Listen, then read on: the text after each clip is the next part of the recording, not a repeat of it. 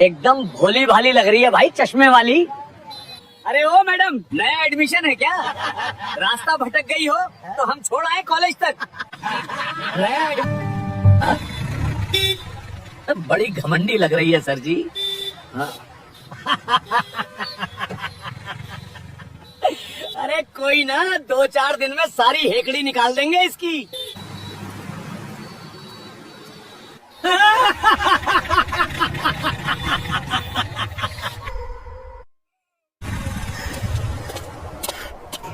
मुझे जाने दो प्लीज। अरे इतनी क्या जल्दी है? हमने तेरा नंबर मांगा था, तूने दिया नहीं।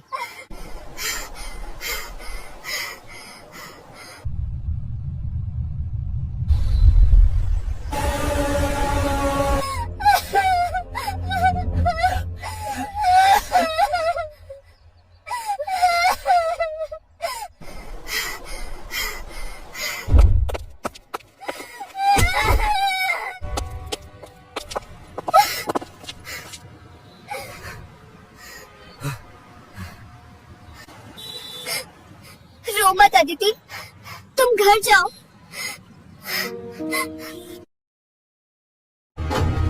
तू बीच में क्यों आ रही है बे? तू बीच में क्यों आ रही है बे? नेता बनने का शौक है क्या? आप पुलिस वाले हैं, आपका काम हमारी हिफाजत करना है। चुपचाप यहाँ खड़ी रहो, ज्यादा बकवास मत करो।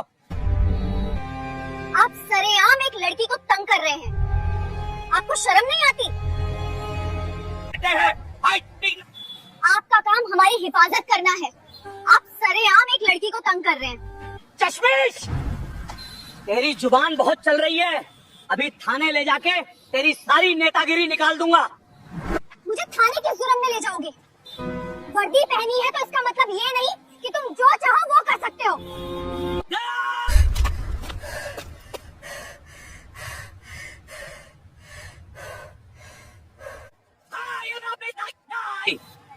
मैंने कोई बेइज्जती नहीं की, मैंने सिर्फ सच बोला था। हाँ? मैं बताता हूँ सच क्या होता है।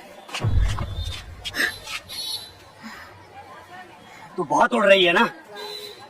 मैंने तेरे घर का पता निकाल लिया है। तेरे उस बाप को मैं आज शाम तक चरस के केस में अंदर डाल दूंगा। वो जेल में सड़ेगा और तू गिड़गिड़ाएगी।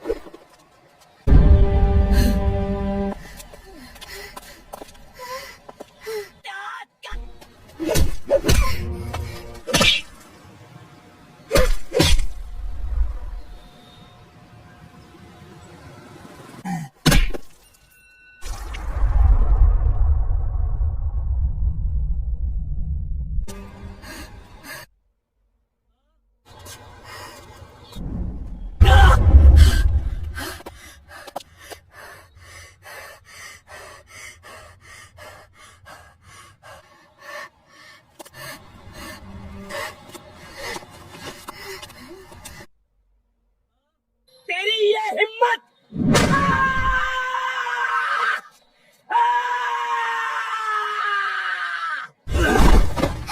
छोड़ो मुझे!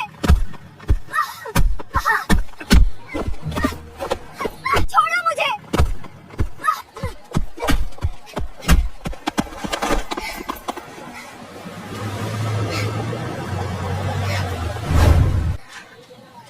छोड़ो मुझे!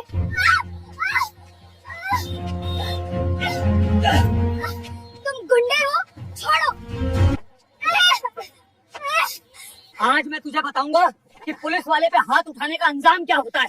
तुझे ऐसा सड़ाऊंगा जेल में कि तेरी पुश्तें याद रखेंगी कि पुलिस वाले पे हाथ उठाने का अंजाम क्या होता है। तुझे ऐसा सड़ाऊंगा जेल में कि तेरी पुश्तें याद रखेंगी।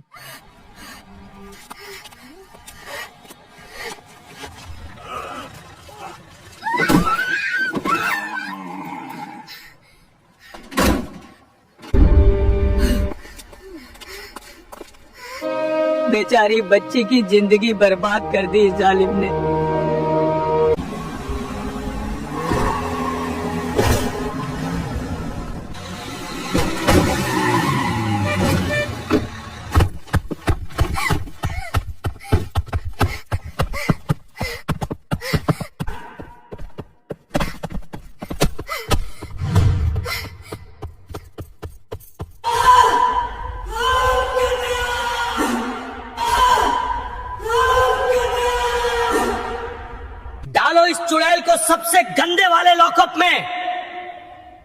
और कोई इसे पानी तक नहीं पूछेगा। हमारी ड्यूटी में बाधा और पुलिस पर जानलेवा हमले का ऐसा केस बनाऊंगा कि जिंदगी भर बेल नहीं मिलेगी इसे।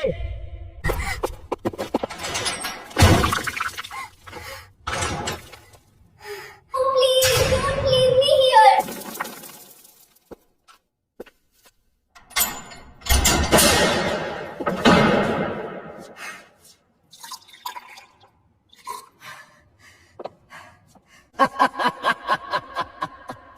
आपने सही किया सर जी, बहुत नेता बन रही थी।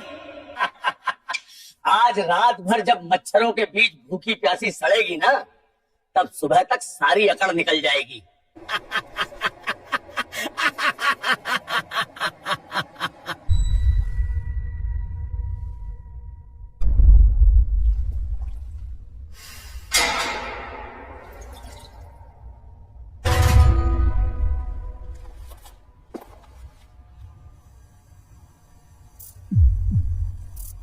बिल्ला एक काम कर, एक FIR तैयार कर, उसमें लिख इस लड़की ने ड्यूटी पर तैनात पुलिस अफसर पर जानलेवा हमला किया। इसके बाप का नाम भी डाल देना कि वो भी गुंडागर्दी करता है। अरे सर जी, ऐसा केस बनाऊंगा कि बाप बेटी दोनों की जिंदगी कोर्ट के चक्कर काटते काटते कट जाएगी। कल सुबह से हथकड़ी लगाकर पूरे बाजार में पैदल घुमाऊंगा, तब प्रतापगढ़ वालों को समझ आएगा कि मुझसे पंगा लेने का अंजाम क्या होता है।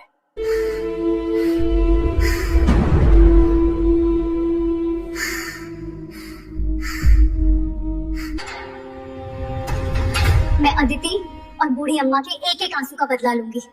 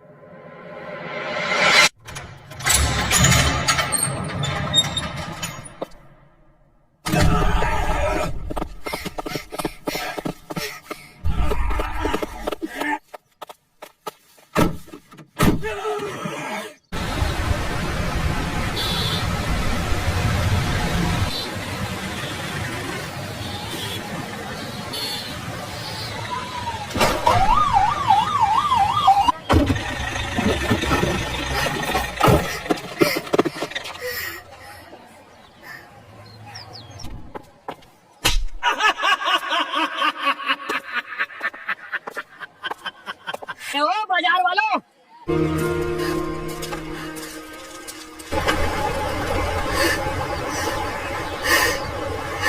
देखो इस लड़की को, सब आंखें फाड़ के देखो। इसने हम पुलिस वालों के मामले में दखल देने की जरूरत की थी। की छोकरी कॉलेज की स्टूडेंट और SHO प्रदीप पांडे से पंगा लेगी। मैं तो इसकी नानी याद दिला दूंगा।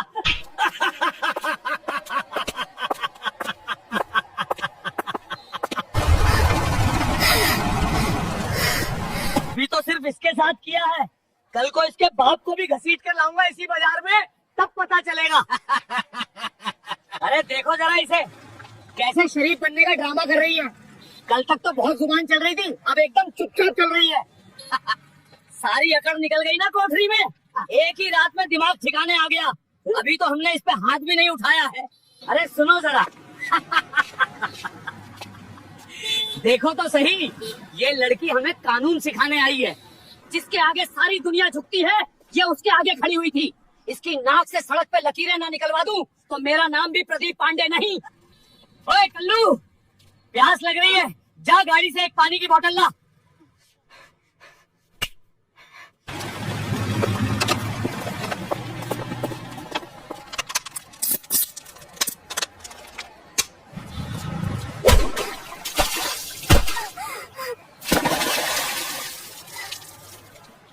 ले, SHO से पंगा लेगी। अब आई ना लाइन पे।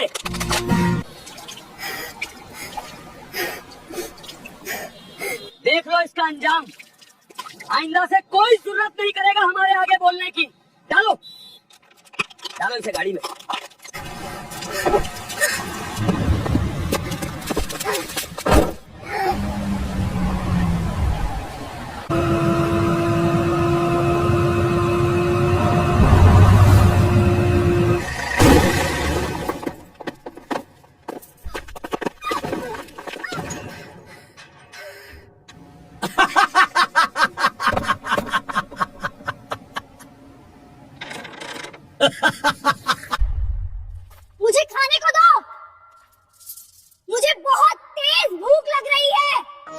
भगवान, आज फसल बिक जाए, बस कर्ज उतर जाए। मत।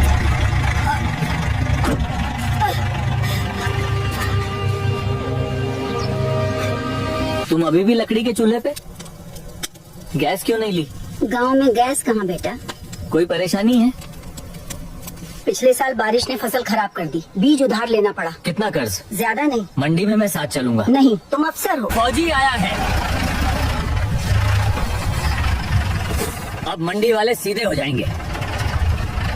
बचपन में भी किसी की लड़ाई देखते थे तो तुम ही कूद जाते थे। गलत देखकर खामोश रहना भी गलत होता है। सरकार ने कोई फीस नहीं रखी।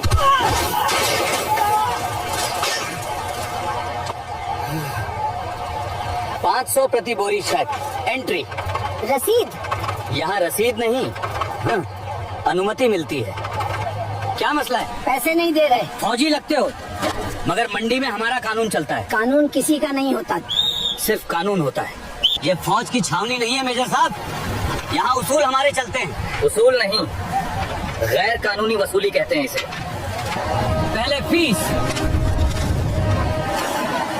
तो बहुत कानून याद है, तो कागज दिखाओ कि तुम किसान हो। ये मेरे बेटे हैं, फौज में हैं। तो क्या मंडी तुम्हारे बाप की है? बेटा दे दो, वरना ये लोग बोरी फेंक देते हैं। ओए, इसे भी हीरो बना रहे हो? अरे मत मारो।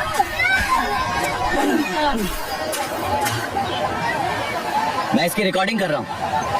मत छीनो, वो सरकारी चीज है। अब कानून हमें सिखाएगा। मैं हाथ नहीं उठाता, कानून उठाता हूँ। हाथ उठाया तो वर्दी भी नहीं में बचाएगी। माँ, बेटा,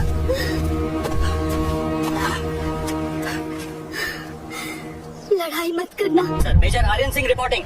मंडी में अवैध वसूली और नागरिकों पर हिंसा, तत्काल कानूनी हस्तक्षेप की आवश्यकता। तुम वहाँ से हटो नहीं। काम बंद। जब तक फीस नहीं, कोई तोल नहीं। साहब ने बोला है, गेट बंद करो।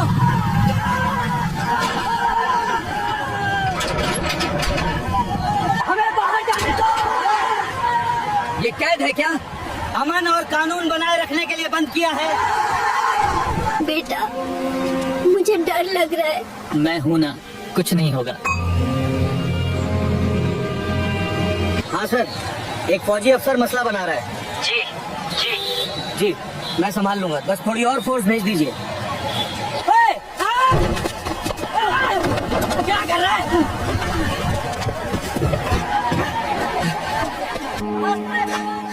साहब, सबूत है। हीरो बन रहे हो? हाँ।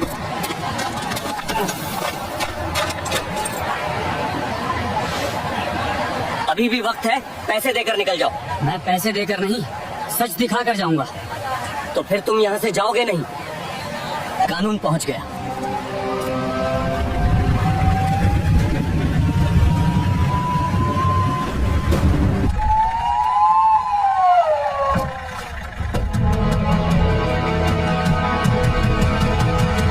साहब, फौज आ गई, गेट खोलो।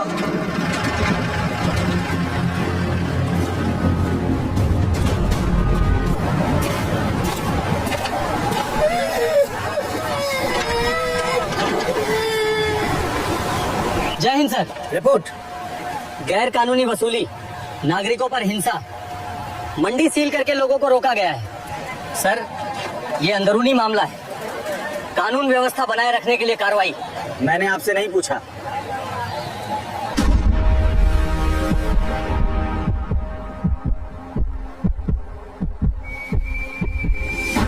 सब इंस्पेक्टर, क्या आपके पास मंडी बंद करने का लिखित आदेश है? वो स्थिति के अनुसार। यस और नो? नो। ये क्या है? माताजी, क्या हुआ था? बस बेटा, हम अनाज बेचने आए थे, पैसे मांगे, नहीं दिए तो धक्का दिया। फौजी लड़ने नहीं आया, इंसाफ दिलाने आया है। पहली बार कोई खड़ा हुआ है। ये फौज और पुलिस का मामला नहीं है, ये कानून का मामला है, कोई हथियार नहीं उठाएगा। यहाँ सिर्फ कानूनी कार्रवाई होगी। ये सरकारी रजिस्टर नहीं है, ये वसूली का हिसाब है। सर, रोजाना का रिकॉर्ड लगता है।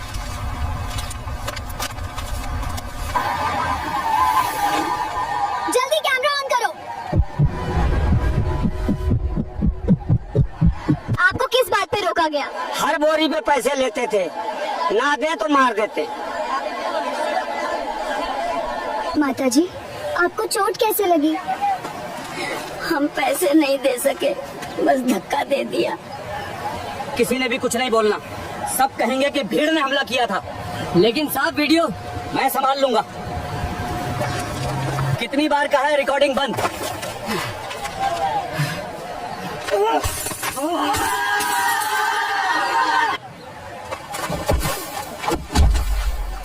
अब बहुत हो गया। मेजर आर्यन, हाथ छोड़ो। हम कानून से जीतेंगे, गुस्से से नहीं।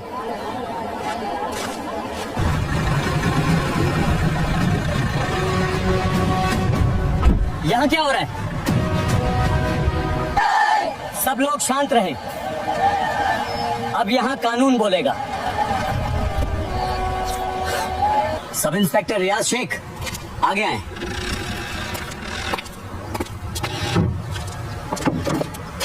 मेजर आर्यन सिंह, चशमदीद गवाह। आप बयान दीजिए। हम अनाज बेचने आए थे, हर बोरी पर रकम मांगी गई, इनकार पर नागरिकों को मारा गया और मंडी बंद कर दी गई। ये बहुत साफ है।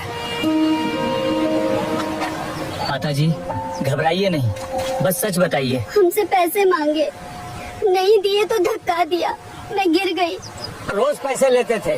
हाँ, रसीद कभी नहीं दी। डरते थे इसलिए बोलते नहीं थे। ये सरकारी हिसाब नहीं, रिश्वत का रिकॉर्ड है। सर, ये सब मुझे फंसाया जा रहा है। ये रजिस्टर मेरा नहीं तो फिर किसका है? प्रारंभिक सबूतों के आधार पर सब इंस्पेक्टर रियाज शेख को निलंबित किया जाता है और पूरी जांच शुरू होगी। इनकी सर्विस पिस्तौल और बैज ले लो।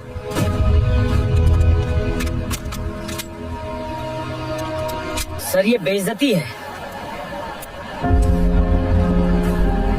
बेइज्जती जुर्म करता है, कानून नहीं। बेटा, अब बस कर, मुझे अच्छा नहीं लग रहा। अगर आज रुक गया तो कल किसी और माँ को धक्का दिया जाएगा। मामला एक आदमी का नहीं लग रहा, मुझे भी यही लग रहा है। रोज का हिसाबश कोई ऊपर तक जा रहा है। आज रात थाने में पूछताछ होगी। हमारी बद्दुआएं लगी हैं तुझे। अच्छा किया तुमने खुद को काबू में रखा, एक मुक्का सब कुछ खराब कर देता। सर, गुस्सा बहुत था। फौजी की असली ताकत ट्रिगर नहीं, जब्त है।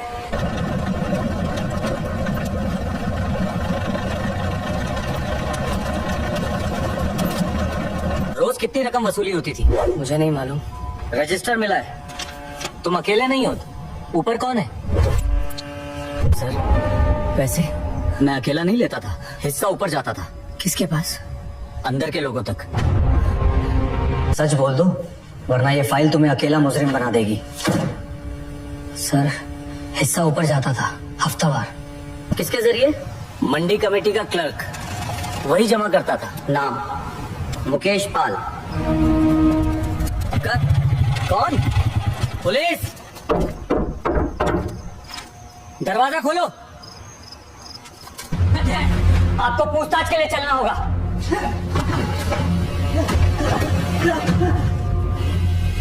रकम कहाँ जाती थी? मुझे कुछ नहीं मालूम।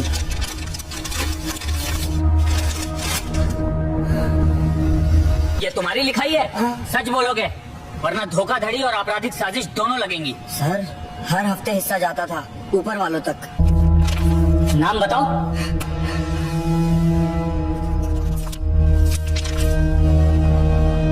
नेटवर्क बड़ा है, मामला ऊपर जा रहा है। सच, रुकना नहीं चाहिए सर। सर, हमें सर्च वारंट चाहिए, नाम बड़ा है। यकीन है? जी, सबूत मजबूत हैं। सर्च वारंट, दरवाजा खोलिए। खोलिए। पुलिस! रात के वक्त क्या बात है? तलाशी वारंट, आप सहयोग करेंगे?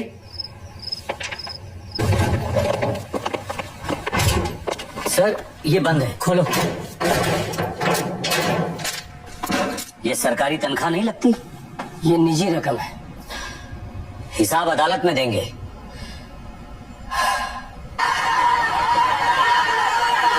क्या आप रिश्वत केस में गिरफ्तार हैं?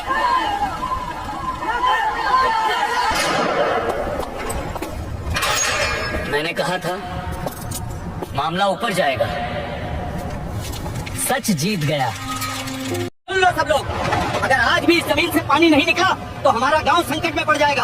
आज का दिन हमारी किस्मत तय करेगा। दिनों से धरती सूखी पड़ी है, खेत पूरी तरह बंजर हो चुके हैं, जानवर प्यास से तड़प रहे हैं और अब हमारे पास बिल्कुल भी समय नहीं बचा है। सुन लो सब लोग, मुझे हर हाल में यहाँ पानी चाहिए, समझे तुम? आज ही पानी निकलना चाहिए। ध्यान से सुन लो, जो भी इस जमीन से पानी निकाल देगा उसे मैं पूरे 1 करोड़ रुपए का इनाम दूंगा, यही सबके सामने। अगर आप सब इजाजत दें हाँ? तो मैं अपनी इस मशीन से यहाँ पानी निकाल कर दिखा सकता हूँ। बड़ी, ये तेरे बस की बात नहीं है। पूरा गांव प्यासा है, हमें पानी चाहिए, बहाने नहीं। देख लेना, मैं यही पानी निकाल कर दिखाऊंगा। अगर तूने यहाँ से पानी निकाल कर दिखा दिया तो मैं तुझे 1 करोड़ का इनाम दूंगा। अगर आज भी पानी नहीं निकला तो समझ लो ये गांव खत्म हो जाएगा। सरपंच की भारी आवाज पूरे चौपाल में गूंज गई और वहां बैठे हर किसान के चेहरे पर डर साफ दिखाई देने लगा। गांव की जमीन महीनों से फटी हुई थी, खेत ऐसे लग रहे थे जैसे किसी ने उनकी रगों से पानी खींच लिया हो। कुएं सूख चुके थे, तालाबों में सिर्फ दरारें बची थी और धूल इतनी उड़ती थी कि दूर खड़े पेड़ भी धुंधले दिखते थे। सबसे ज्यादा दर्दनाक हालत जानवरों की थी। गायें और भैंसें प्यास से बार बार सूखे तालाब के पास जाती, मिट्टी को सूंघती और फिर थक कर बैठ जाती। कई जानवर तो प्यास सहन न कर पाने के कारण वहीं बैठे थे। किसान अपनी सूखी फसल को देखकर सिर पकड़ लेते, कोई आसमान की तरफ देखकर कहता अब भगवान ही बचाए, तो कोई निराश होकर बोलता लगता है हमें गांव छोड़ना पड़ेगा। सरपंच पिछले कई दिनों से कोशिश कर रहा था कि किसी तरह जमीन के नीचे से पानी निकल आए। कभी उसने नई मशीन मंगवाई, कभी मजदूरों से गहरी खुदाई करवाई, लेकिन हर बार जमीन से सिर्फ सूखी धूल निकलती थी। उस दिन भी चौपाल में भारी सन्नाटा छाया हुआ था। तभी अचानक दूर से लोहे के घिसटने की आवाज आई। छर्र छर्र। सबने मुड़कर देखा। एक दुबला पतला लड़का जिसके कपड़े धूल से भरे थे और पैरों में घिसी हुई चप्पल थी, कबाड़ से बनी एक अजीब सी मशीन को घसीटता हुआ गांव के बीच आ रहा था। उसके हाथों में पुराने औजार थे और माथे पर पसीने की धार बह रही थी। गांव के कुछ लड़के उसे देखते ही हंस पड़े। एक बोला अरे देखो कबाड़ी आ गया। दूसरा ताली मारते हुए बोला अब ये कबाड़ वाला हमें पानी निकाल कर देगा। भीड़ में हंसी गूंजने लगी, लेकिन वह लड़का चुप रहा। उसकी आंखों में थकान जरूर थी, लेकिन उससे भी ज्यादा जिद दिखाई दे रही थी। वह धीरे धीरे चलते हुए सीधे सरपंच के सामने जाकर रुका। सरपंच ने उसे ध्यान से देखा और पूछा क्या बात है बेटा? लड़के ने मशीन को जमीन पर टिकाया, गहरी सांस ली और बोला अगर आप इजाजत दें तो मैं इस मशीन से जमीन के नीचे से पानी निकाल सकता हूँ। ये सुनते ही चौपाल में बैठे कई लोग जोर जोर से हंस पड़े। एक किसान बोला अरे बड़े बड़े इंजीनियर हार गए और ये कबाड़ बीनने वाला लड़का पानी निकाल देगा। लेकिन सरपंच चुपचाप उस मशीन को देख रहा था। उसे समझ नहीं आ रहा था कि यह मजाक है या सच। उसने गौर किया कि मशीन के हर हिस्से को लड़के ने बहुत मेहनत से जोड़ा था। फिर उसने लड़के से पूछा तुम्हारा नाम क्या है? लड़के ने बिना डरे जवाब दिया समीर। सरपंच ने फिर पूछा और तुम्हें पूरा यकीन है कि इससे पानी निकल सकता है? समीर ने सीधे उसकी आंखों में देखते हुए कहा अगर मेरी मेहनत बेकार नहीं गई तो जमीन के नीचे छुपा पानी जरूर बाहर आएगा। ये सुनकर भीड़ में फिर हंसी गूंज उठी, लेकिन सरपंच की आंखों में अचानक उम्मीद की हल्की चमक आ गई। उसने कुछ पल सोचा, फिर गांव वालों की तरफ देखकर बोला ठीक है, कल पूरे गांव के सामने यह लड़का अपनी मशीन चलाकर दिखाएगा। लेकिन किसी को अंदाजा नहीं था कि यह कबाड़ी लड़का समीर अगले दिन इस गांव की सूखी किस्मत ही बदलने वाला है। अगले ही दिन गांव में अजीब सा माहौल था। चौपाल के पास इतनी भीड़ पहले कभी नहीं लगी थी। हर कोई उस कबाड़ी लड़के समीर और उसकी अजीब मशीन को देखने आया था। बीच मैदान में समीर खड़ा था और उसके सामने लोहे के पाइप, पुराने इंजन और कबाड़ के टुकड़ों से बनी उसकी मशीन रखी थी। मशीन देखने में किसी को भरोसेमंद नहीं लग रही थी। कहीं जंग लगा लोहा, कहीं पुराने मोटर का हिस्सा, कहीं टेढ़े मेढ़े पाइप। गांव के कुछ लोग उसे देखते ही हंसने लगे। एक किसान ऊंची आवाज में बोला अरे भाई, ये तो कबाड़ का ढेर है। दूसरा आदमी ताना मारते हुए बोला अगर इससे पानी निकल आया ना तो मैं अपनी मूंछ मुंडवा दूंगा। भीड़ में जोर जोर से ठहाके गूंजने लगे, लेकिन समीर चुप खड़ा रहा। उसने अपने हाथों से मशीन के हर हिस्से को धीरे धीरे छू कर देखा, जैसे वह किसी दोस्त को संभाल रहा हो। सरपंच भी वहीं खड़ा सब देख रहा था। उसके चेहरे पर अभी भी थोड़ा शक था, लेकिन पता नहीं क्यों उसे उस लड़के की मेहनत पर भरोसा होने लगा था। उसने समीर से पूछा, बेटा ये मशीन तुमने बनाई कैसे? समीर कुछ पल चुप रहा, फिर बोला, कबाड़ से और मेहनत से। यह सुनकर कुछ लोग फिर हंस पड़े, लेकिन समीर ने किसी की तरफ देखा भी नहीं। वह धीरे धीरे उस जगह की तरफ बढ़ा जहां पहले कई बार खुदाई हो चुकी थी, लेकिन हर बार सिर्फ सूखी मिट्टी ही मिली थी। उसने वहां लंबा पाइप जमीन में गाड़ना शुरू किया। मिट्टी इतनी सख्त थी कि हर चोट के साथ धूल का गुब्बार उड़ता था। धूप तेज थी, पसीना उसके चेहरे से बहकर मिट्टी में गिर रहा था, लेकिन समीर बिना रुके काम करता रहा। उसके हाथों में छाले पड़ चुके थे, फिर भी वह रुकने को तैयार नहीं था। कुछ देर बाद उसने पाइप मशीन से जोड़ दिया और इंजन के पास जाकर खड़ा हो गया। भीड़ अब भी उसका मजाक उड़ा रही थी। एक आदमी चिल्लाया, चलाओ अपनी मशीन, देखते हैं कितना पानी निकलता है। समीर ने गहरी सांस ली और इंजन की रस्सी खींची तो पहली बार इंजन खासकर बंद हो गया। भीड़ में हंसी फूट गई। किसी ने कहा, बस खत्म हो गया इसका सपना। लेकिन समीर ने हार नहीं मानी। उसने मशीन का एक बोल्ट कस दिया और फिर रस्सी खींची। दूसरी बार इंजन थोड़ी देर हिला, फिर शांत हो गया। अब लोग जोर जोर से ताने मारने लगे। एक किसान बोला, कहा था ना कबाड़ से कुछ नहीं होता। समीर के चेहरे पर एक पल के लिए थकान जरूर आई, लेकिन उसने फिर मशीन को ध्यान से देखा, पाइप सीधा किया और तीसरी बार पूरी ताकत से रस्सी खींची। इस बार इंजन जोर से गरजा, थक थक थक थक। मशीन कांपने लगी और पाइप धीरे धीरे जमीन के अंदर धंसने लगा। भीड़ अचानक चुप हो गई। सबकी नजरें उसी पाइप पर टिक गईं। कुछ सेकंड तक सिर्फ इंजन की आवाज सुनाई देती रही। फिर अचानक पाइप के मुंह से गीली मिट्टी बाहर उछली। एक किसान घबराकर बोला, अरे ये क्या हो रहा है? सरपंच की सांसें तेज हो गईं। समीर मशीन के पास खड़ा उसे ध्यान से देख रहा था, जैसे वह जानता हो कि धरती के अंदर कुछ बड़ा होने वाला है। और तभी पाइप के अंदर से एक तेज गूंजती आवाज आई, जैसे जमीन के नीचे छुपा पानी बाहर आने के लिए जोर लगा रहा हो। अचानक पाइप के अंदर से जोरदार घर्रर की आवाज आई और अगले ही पल गीली मिट्टी का गुब्बार ऊपर उछला। भीड़ में खड़े कई लोग घबराकर पीछे हट गए। कुछ लोग तो समझ ही नहीं पाए कि यह हो क्या रहा है, लेकिन कुछ ही सेकंड बाद सबकी नजरें उस पाइप पर टिक गईं, क्योंकि पाइप के मुंह से धीरे धीरे पानी की पतली धार टपकने लगी थी। पहले तो किसी को यकीन ही नहीं हुआ। एक बूढ़ा किसान आगे बढ़ा। उसने हाथ बढ़ाकर उस बूंद को पकड़ा और अपनी हथेली को गौर से देखने लगा। फिर उसकी आंखें फैल गईं। वह कांपती आवाज में बोला, पानी, ये सच में पानी है। ये सुनते ही भीड़ में हलचल मच गई। कुछ लोग आगे बढ़कर देखने लगे, कुछ लोग हैरानी से एक दूसरे का चेहरा देखने लगे। लेकिन समीर अभी भी मशीन के पास खड़ा था। उसकी नजरें पाइप पर थीं, जैसे वह जानता हो कि असली पल अभी बाकी है। मशीन लगातार थक थक थक की आवाज कर रही थी और पाइप जमीन के अंदर और गहराई तक जा रहा था। कुछ ही देर बाद अचानक पाइप से तेज दबाव के साथ पानी की मोटी धार बाहर फूट पड़ी। इस बार पानी इतनी तेजी से निकला कि पास खड़े लोग भीग गए। भीड़ में अचानक जोरदार शोर उठ गया, पानी निकल आया, पानी निकल आया। कई किसान खुशी से चिल्लाने लगे। गांव के बच्चे दौड़कर उस पानी के पास पहुंच गए और अपने हाथ धोने लगे। महीनों से सूखी पड़ी जमीन पर जब पानी गिरा तो मिट्टी से भीनी भीनी खुशबू उठने लगी। ऐसा लग रहा था जैसे पूरी धरती ने राहत की सांस ली हो। सरपंच धीरे धीरे आगे बढ़ा। उसकी आंखों में नमी थी। उसने झुककर अपने हाथों में बहता पानी भरा और कुछ पल तक उसे देखता रहा। फिर उसकी नजर समीर पर पड़ी, वही दुबला पतला कबाड़ी लड़का जिसके कपड़े अब भी धूल से भरे थे, लेकिन चेहरे पर हल्की सी मुस्कान थी। वही लोग जो कुछ देर पहले उसका मजाक उड़ा रहे थे, अब उसे हैरानी और सम्मान से देख रहे थे। एक किसान बोला, यह लड़का तो कमाल कर गया। दूसरा आदमी जो पहले मूंछ मुंडवाने की बात कर रहा था, शर्म से सिर झुकाकर खड़ा था। गांव की औरतें दूर से यह सब देखकर खुश होकर बातें करने लगी। कई बूढ़े किसान तो खुशी में रोने लगे, क्योंकि उन्हें लगा था कि शायद अब कभी इस गांव में पानी नहीं आएगा। सरपंच आगे बढ़ा और समीर के कंधे पर हाथ रखा। उसकी आवाज भारी हो गई थी। उसने कहा, बेटा आज तुमने इस गांव की जान बचा ली। ये सुनते ही भीड़ में तालियां गूंजने लगी।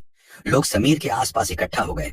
कुछ लोग उसके हाथ पकड़कर धन्यवाद देने लगे, लेकिन समीर बस चुप खड़ा रहा, जैसे उसे इस खुशी से ज्यादा अपनी मेहनत की याद आ रही हो। तभी सरपंच ने गांव वालों की तरफ मुड़कर जोर से कहा, आज से यह लड़का सिर्फ कबाड़ी नहीं, इस गांव का गर्व है। पूरा गांव खुशी से झूम उठा। गांव में खुशी की आवाजें अब भी गूंज रही थी। बच्चे पानी में कूद रहे थे, किसान अपने हाथों से मिट्टी भिगोकर देख रहे थे और औरतें दूर खड़ी भगवान का धन्यवाद कर रही थी। कई महीनों बाद गांव में ऐसी खुशी आई थी। सरपंच कुछ देर तक उस बहते पानी को देखता रहा। फिर उसने धीरे धीरे समीर की तरफ देखा। उसके मन में एक सवाल बार बार घूम रहा था। वह आगे बढ़ा और बोला, बेटा एक बात बताओ, तुमने इतनी बड़ी मशीन बनाना सीखा कहाँ से? ये सुनते ही आसपास खड़े लोग भी चुप हो गए। सबकी नजरें समीर पर टिक गईं। समीर कुछ पल तक चुप रहा, जैसे वह कोई पुरानी याद याद कर रहा हो। फिर उसने धीमी आवाज में कहा, सीखा कहीं से नहीं, मजबूरी ने सिखा दिया। भीड़ में खड़े लोग ध्यान से उसकी बात सुनने लगे। समीर ने आगे कहा, मेरे पिता कबाड़ का काम करते थे। जब मैं छोटा था तब मैं उनके साथ शहर जाता था। वहां बड़े बड़े कारखानों के बाहर फेंके हुए इंजन, मोटर और मशीनों के टुकड़े मिलते थे। मैं उन्हें घंटों बैठकर देखता रहता था। पिता कहते थे, अगर समझ आ जाए कि मशीन कैसे चलती है तो दुनिया की आधी मुश्किलें खत्म हो जाती हैं। ये कहते कहते समीर की आवाज थोड़ी धीमी हो गई। उसने जमीन की तरफ देखते हुए कहा, फिर एक दिन पिता बीमार पड़ गए और कुछ ही महीनों में हमें छोड़कर चले गए। ये सुनकर कई लोग चुप हो गए। समीर ने गहरी सांस ली और आगे बोला, उसके बाद मैं अकेला कबाड़ बीनने लगा। जहां भी टूटी हुई मशीन मिलती मैं उसे घर ले आता। रात भर बैठकर उसके हिस्से जोड़ने की कोशिश करता। कई बार हाथ कट जाते, कई बार मशीन फट जाती, लेकिन मैं सीखता रहा। अब भीड़ में खड़े कई लोग उसकी बात सुनकर भावुक हो गए थे। सरपंच भी ध्यान से सुन रहा था।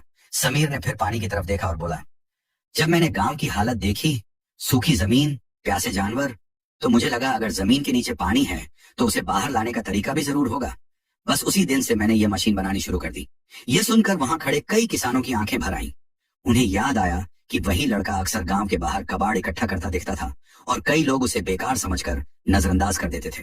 लेकिन आज उसी लड़के ने गांव की किस्मत बदल दी थी। सरपंच की आंखों में गर्व था। उसने अचानक ऊंची आवाज में कहा, गांव वालों, आज इस लड़के ने सिर्फ पानी नहीं निकाला, इसने हमें मेहनत और हिम्मत की ताकत दिखा दी है। भीड़ में तालियों की गूंज फैल गई। तभी सरपंच ने अपनी जेब से फोन निकाला और किसी से बात करने लगा। कुछ देर बाद उसने मुस्कुराते हुए समीर की तरफ देखा और बोला, बेटा, आज से तुम्हारी मेहनत की कीमत पूरा गांव देगा। और उसी पल सरपंच ने सबके सामने ऐलान किया, समीर को गांव की तरफ से 1 करोड़ रुपए का इनाम दिया जाएगा। यह सुनते ही पूरा गांव हैरान रह गया। लेकिन असली खुशी का नजारा अभी बाकी था। सरपंच के मुंह से 1 करोड़ रुपए का इनाम सुनते ही पूरे गांव में सन्नाटा छा गया। कुछ पल तक किसी को यकीन ही नहीं हुआ कि उन्होंने सही सुना है। फिर अचानक भीड़ में हलचल मच गई। किसान एक दूसरे को देखकर हैरानी से कहने लगे, 1 करोड़। गांव के कई बुजुर्ग तो खुशी से रोने लगे, क्योंकि उन्हें लग रहा था कि आज पहली बार किसी गरीब लड़के की मेहनत को इतनी बड़ी इज्जत मिली है। समीर वहीं चुप खड़ा था। उसके चेहरे पर कोई घमंड नहीं था, बस आंखों में हल्की सी नमी थी। सरपंच आगे बढ़ा और बोला, बेटा समीर, तुमने इस गांव को मरने से बचा लिया। अगर आज पानी नहीं निकलता तो शायद हमें यह गांव छोड़ना पड़ता। इसलिए यह इनाम तुम्हारी मेहनत का सम्मान है। ये सुनकर पूरे गांव में तालियों की आवाज गूंजने लगी। कुछ लोग समीर के पास आकर उसे गले लगाने लगे। वही लोग जो पहले उसका मजाक उड़ा रहे थे अब गर्व से कह रहे थे, ये हमारा समीर है। तभी एक बूढ़ा किसान आगे आया। उसकी आंखों में आंसू थे। उसने समीर के सिर पर हाथ रखकर कहा, बेटा, आज तुमने हमें सिर्फ पानी नहीं दिया, हमें उम्मीद दी है। यह सुनकर समीर की आंखों से भी आंसू निकल आए। उसने धीरे से कहा, मैंने तो बस वही किया जो मेरे पिता हमेशा कहते थे, मेहनत कभी बेकार नहीं जाती। सरपंच ने तुरंत गांव के लोगों को इकट्ठा किया और उसी दिन समीर को सम्मानित करने का फैसला किया। गांव के बीच में एक छोटा सा मंच बनाया गया। सभी किसान, बच्चे और औरतें वहां जमा हो गए। सरपंच ने सबके सामने समीर को सम्मान की माला पहनाई और कहा, आज से यह लड़का हमारे गांव का गर्व है। तालियों की आवाज इतनी जोर से गूंजी कि दूर खेतों तक सुनाई देने लगी। लेकिन असली बात तब हुई जब समीर ने माइक पकड़ा। उसने कुछ पल तक गांव वालों की तरफ देखा और फिर बोला, मुझे यह इनाम मिलने की खुशी जरूर है, लेकिन मैं चाहता हूं कि इस पैसे का इस्तेमाल सिर्फ मेरे लिए ना हो। यह सुनकर सब लोग चौंक गए। समीर ने आगे कहा, इस पैसे से गांव में और पानी की मशीनें लगनी चाहिए ताकि हर खेत तक पानी पहुंचे और कोई किसान फिर कभी अपनी सूखी फसल देखकर रोए नहीं। यह सुनते ही पूरा गांव कुछ पल के लिए बिल्कुल शांत हो गया। फिर अचानक तालियों और जयकारों की गूंज उठी। सरपंच की आंखें भर आईं। उसने कहा, बेटा, तुमने साबित कर दिया कि असली अमीरी पैसे से नहीं, दिल से होती है। उस दिन के बाद गांव की किस्मत बदल गई। पानी के कारण खेत फिर से हरे हो गए, जानवर खुश रहने लगे और किसान मुस्कुराने लगे। लेकिन गांव के लोग आज भी जब उस बहते पानी को देखते हैं तो उन्हें उस गरीब कबाड़ी लड़के समीर की याद जरूर आती है, जिसने कबाड़ के टुकड़ों से सिर्फ एक मशीन नहीं बनाई थी, बल्कि पूरे गांव की उम्मीद वापस ला दी थी। अगर आपको यह कहानी पसंद आई हो और समीर की मेहनत ने आपके दिल को छू लिया हो तो वीडियो को लाइक जरूर करें। ऐसे ही दिल छू लेने वाली और प्रेरणादायक कहानियां देखने के लिए चैनल को सब्सक्राइब करें और बेल आइकन दबाना मत भूलिए। और कमेंट में जरूर बताइए आपको समीर की कहानी कैसी लगी।